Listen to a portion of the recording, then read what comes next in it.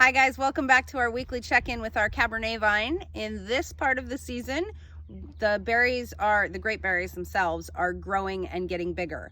And the goal here is to have them be the right size, not too big, not too small. All of this is about balance. And the way that we control balance here in the Yakima Valley is through irrigation. And you can see under the vines, it's pretty dry.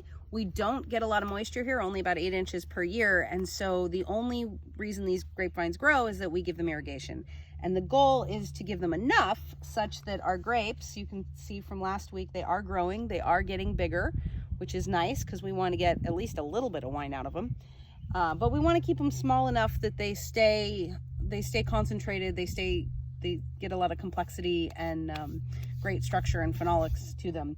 So what we want is dappled sunlight. We want the berries small. We want to not give them the plants too much water, but you need to give them enough to keep them healthy. So what we're checking on the shoot tips is right here.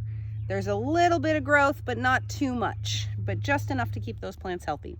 So we're watching the shoot tips, the berry size, if there's any weed growth under the vines. We're watching the weather. Last week was warm.